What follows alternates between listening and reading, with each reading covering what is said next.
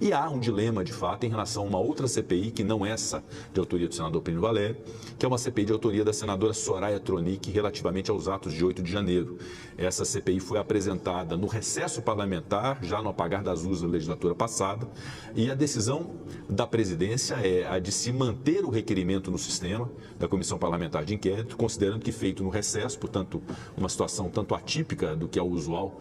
no parlamento, mas é um requerimento que foi formulado, que teve as assinaturas suficientes. A senadora Soraya Tronic se mantém no mandato como autora do requerimento da CPI, e havendo o número de assinaturas e o fato determinado, haveria também, por imposição constitucional e regimental por parte dessa presidência, a leitura da CPI da senadora Soraya Tronic. Só que muitos senadores assumiram o mandato, que não estavam no final da legislatura passada, outros que assinaram também têm essa situação de já não estarem mais no parlamento, de modo que penso que, para essa questão inusitada, atípica e até excepcional, a decisão da presidência melhor a ser tomada é considerar válido o requerimento da senadora Soraya Tronic, que sempre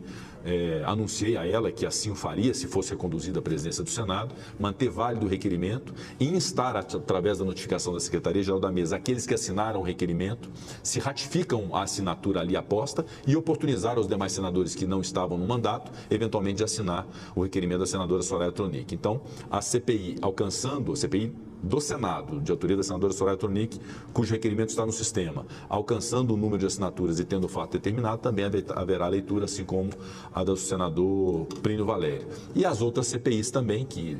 do ano passado houve a leitura por parte da presidência e, obviamente, depende do exercício das lideranças dos senadores e senadoras, se tem o desejo de continuar. Havia a Comissão Parlamentar de Inquérito relativamente ao Ministério da Educação, que foi uma CPI que foi lida, inclusive, no plenário. Havia uma CPI requerida pelo senador Eduardo Girão relativamente ao crime organizado e apuração das circunstâncias de crime organizado, especialmente no Nordeste, que também foi lida por esta presidência, não foi instalada em razão da não indicação de membros. Portanto, em relação a esse tema das CPIs, senador Plínio Valério, senador Rogério Marinho, no decorrer dessa semana nós pretendemos ter todas essas questões equacionadas, sobretudo essa que gerou certa dificuldade de interpretação regimental para uma melhor decisão da presidência, quanto à CPI de autoria da senadora Soraya Tronic relativamente aos atos de 8 de janeiro. Então, eu me comprometo com Vossas Excelências de, já no decorrer dessa semana, em relação a todas elas, dar o andamento devido, estritamente à luz do que determina o regimento e a Constituição Federal.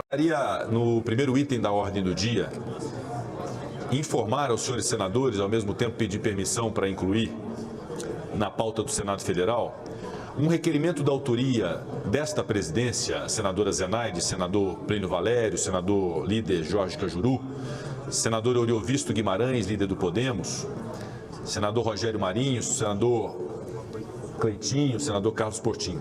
É um requerimento de autoria desta presidência para a realização de uma sessão de debates no plenário do Senado Federal com o tema juros, inflação e crescimento, que é um tema que tem sido muito suscitado e muito movimentado no país atualmente, com discussões que, por vezes, ensejam muitas divergências, e era muito importante haver uma sessão que envolvesse personagens da política e da economia do Brasil no plenário do Senado Federal, que tem uma atribuição constitucional de tratar dessas matérias relevantes, para que pudéssemos extrair conclusões que sejam conclusões assertivas, tecnicamente corretas, com base empírica, para poder seguir um caminho de crescimento com contenção da inflação e, naturalmente, aquilo que é o desejo de todos, inclusive do próprio Banco Central do Brasil, não tenho dúvida, que é a redução da taxa de juros no país. Por isso eu fiz esse requerimento, nos termos do inciso 4 do parágrafo 7º do artigo 154,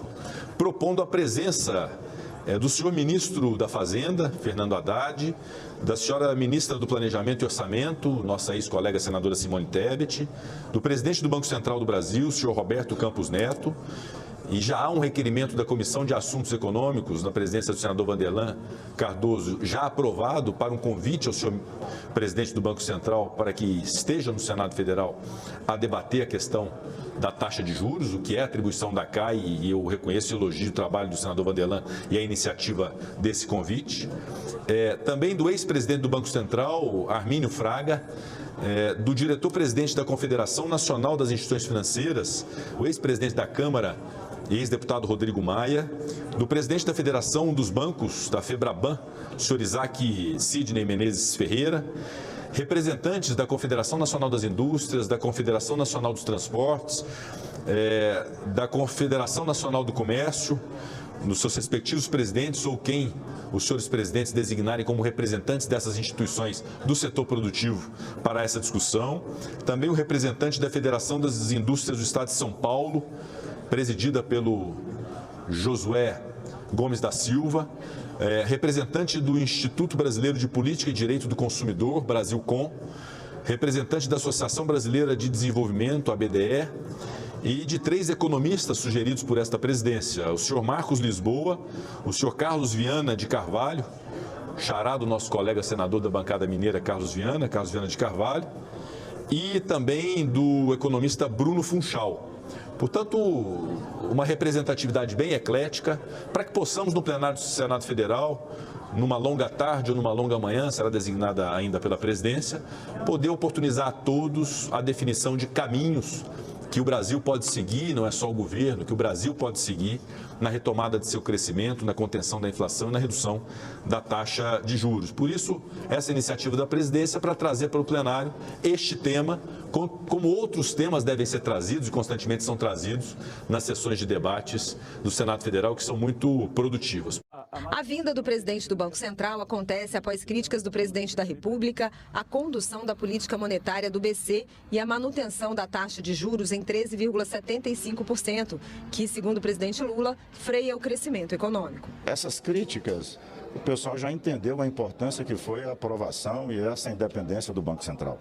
E não tem como retroceder com relação a isso. Agora, precisa ter o entendimento. O entendimento,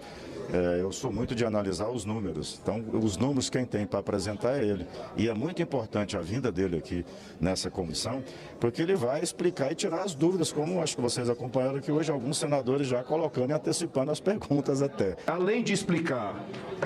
a taxa de juro, ele também possa dar conhecimento do algoritmo utilizado para definir a taxa de juro, por nome samba. A audiência foi marcada para o dia 4 de abril. E além da taxa de juros, os senadores querem esclarecer com Roberto Campos outras questões relacionadas ao Banco Central, como o erro bilionário da compilação dos dados do fluxo cambial cometido pela autoridade monetária. É um erro que supera a casa dos 14 bilhões de dólares. E, evidentemente, um erro dessa magnitude exige esclarecimentos para toda a nação. As dívidas das lojas americanas também foram tema de debate aqui na Comissão de Assuntos Econômicos. Os senadores aprovaram o requerimento para ouvir no próximo dia 28 os ex-dirigentes da empresa, além do presidente da CVM, a Comissão de Valores Mobiliários. As lojas americanas têm dívidas estimadas em 43 bilhões de reais e a empresa já entrou com um pedido de recuperação judicial. Penso que é extremamente importante para que nós nos foquemos nessa casa em melhorar a legislação sobre o mercado societário para prevenir que situações dessa espécie ocorram novamente.